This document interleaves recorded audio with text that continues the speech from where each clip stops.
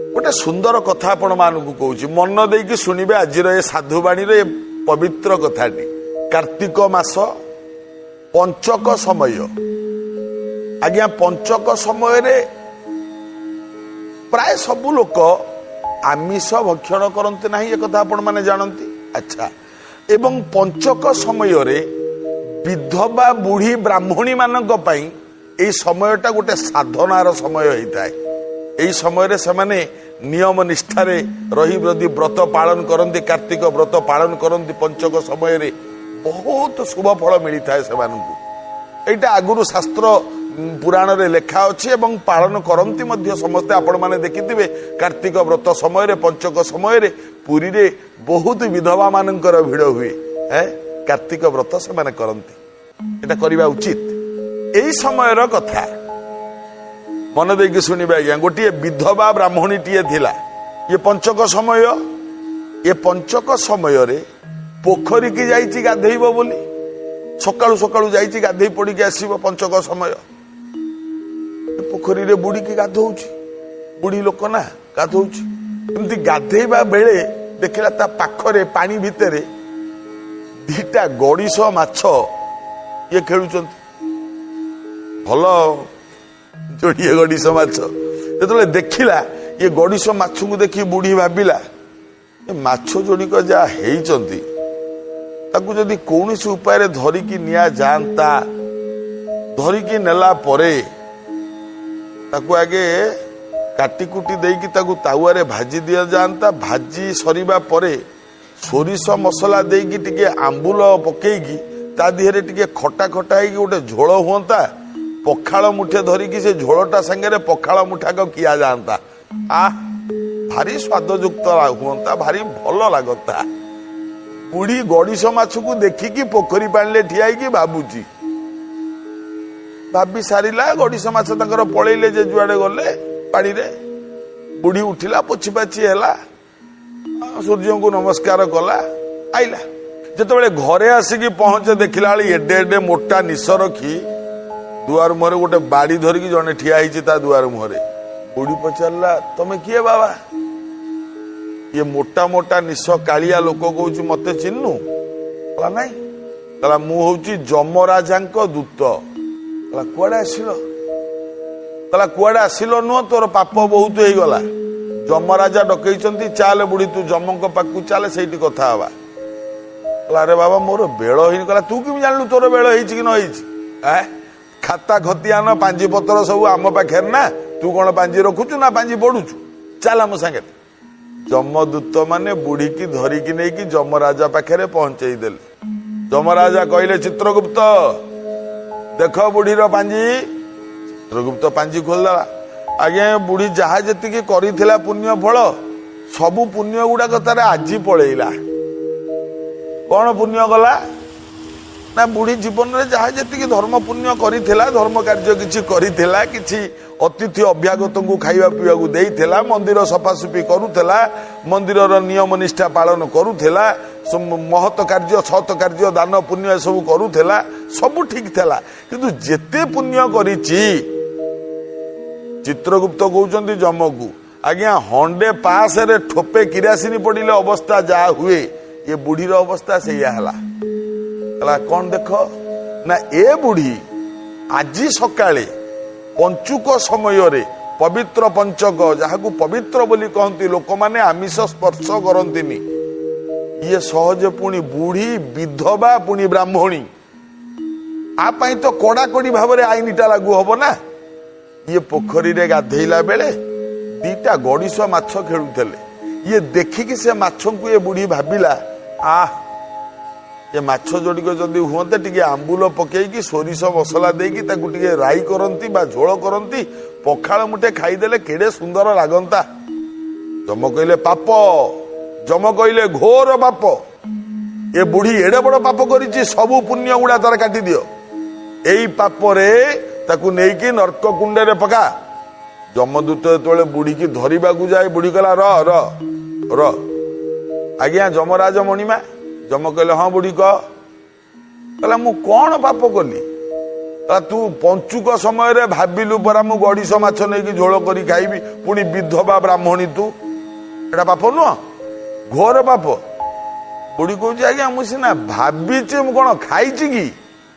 आघ्राणम अर्ध भोजनम जी सुंघी देले सी अधा खाए कहला मु सुंघी कि नसुगु तू तो भाविचु कहला मणिमा ये कि विचार आपण करुना खाई कलौ पतित कर्मणा। पराशर ऋषि लिखिंट कली जुगरे निजे पाप न कला पर्यंत पापी हबनी। पाप केमिति मोटे लगे आज्ञा आपण ये विचार मो मन को शांति दौनी आज्ञा ये विचार ठीक विचार नुह। जम कहते कौन है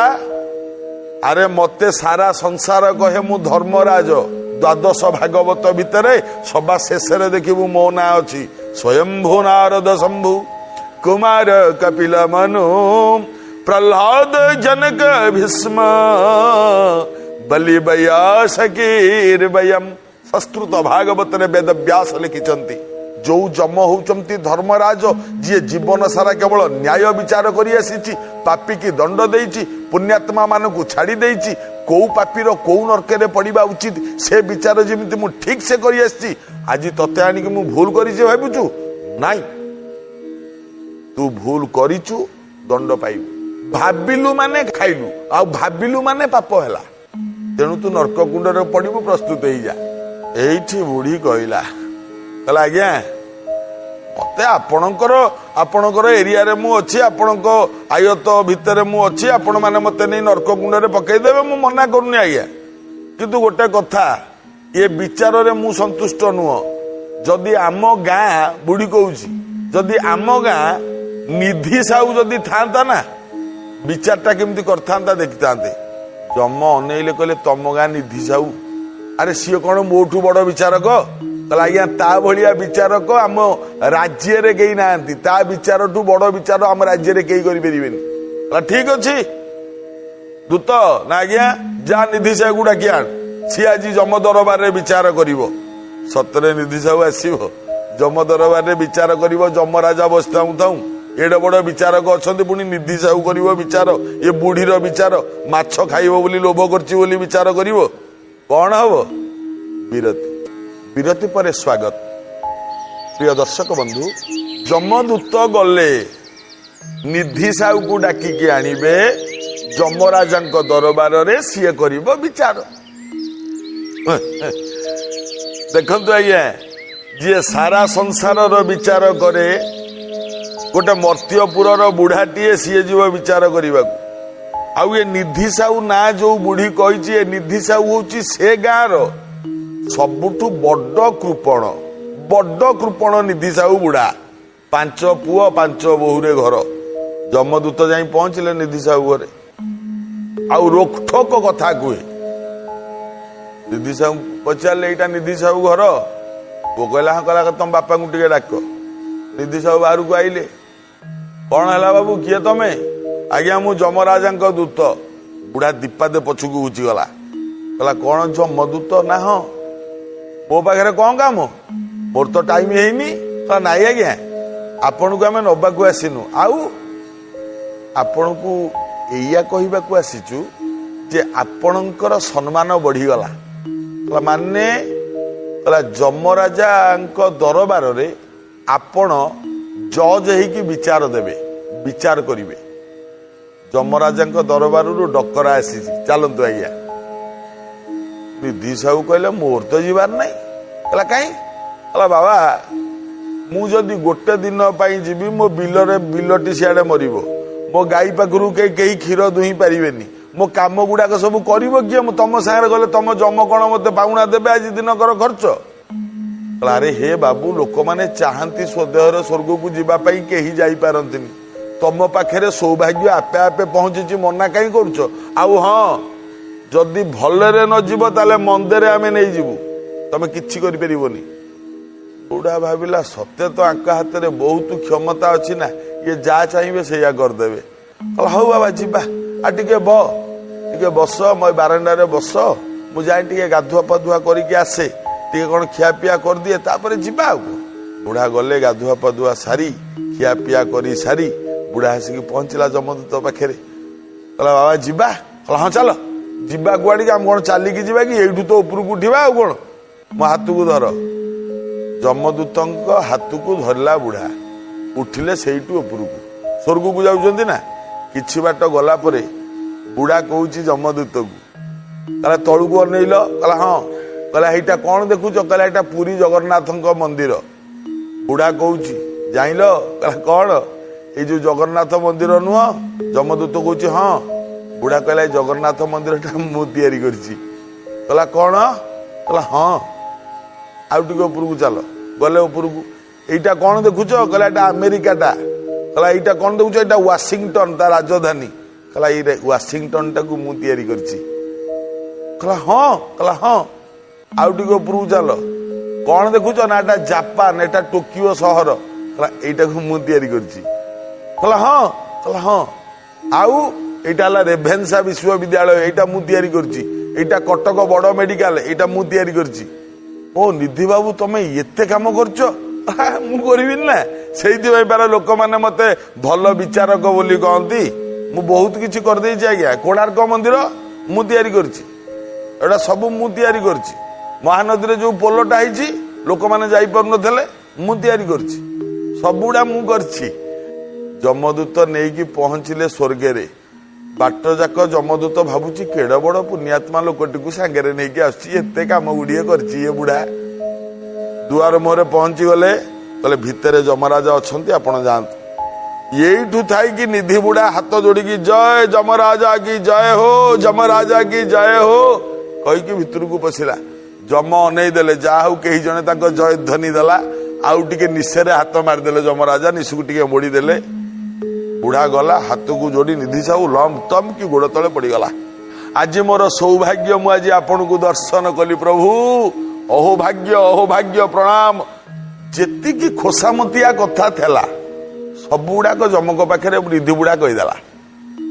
ଯମ ଶୁଣି ଶୁଣିକା ମନେ ମନେ ଟିକେ ପ୍ରଶଂସା ପାଉଥାନ୍ତି ଏଇଠି ହାତ ଯୋଡି ନିଧି ବୁଢା କହିଲା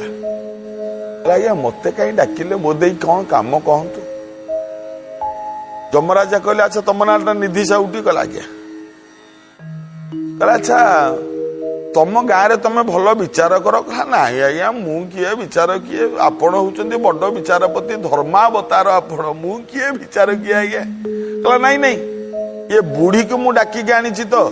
ଏ ବୁଢୀ ମତେ କହିଲା ତମେ କୁଆଡେ ଭଲ ବିଚାର କରୁଛ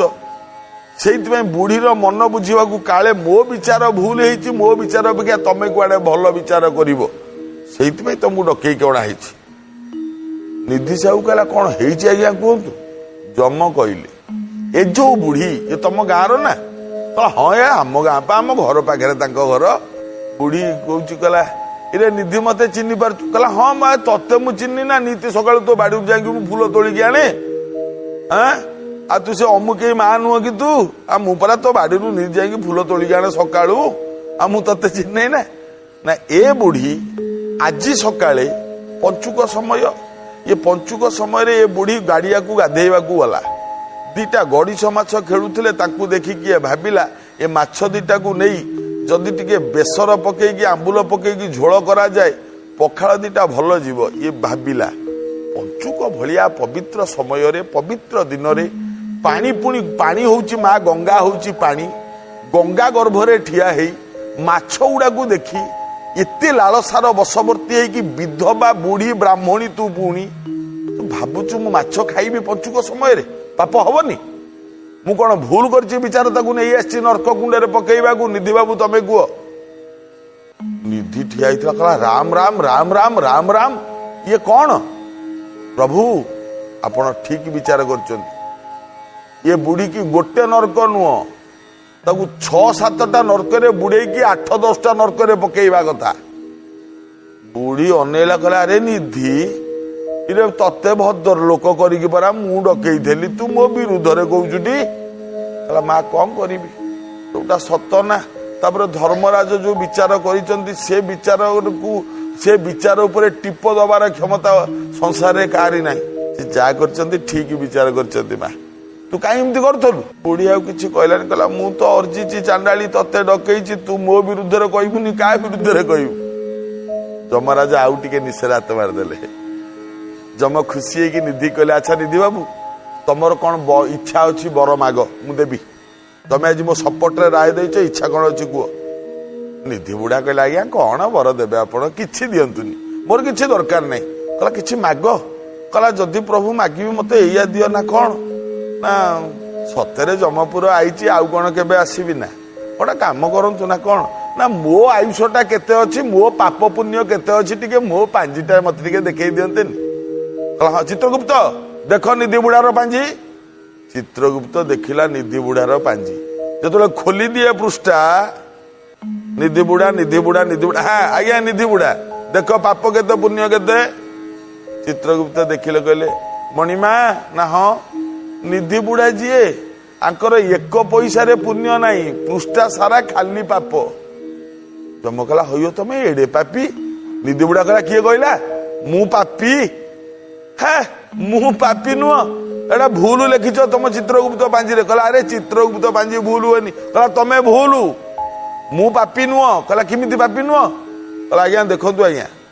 ଆମେରିକାର ୱାସିଂଟନ ଟା ମୁଁ ତିଆରି କଲି, ପୁରୀ ଶ୍ରୀମନ୍ଦିର ମୁଁ ତିଆରି କଲି, କୋଣାର୍କ ମନ୍ଦିର ମୁଁ ତିଆରି କଲି,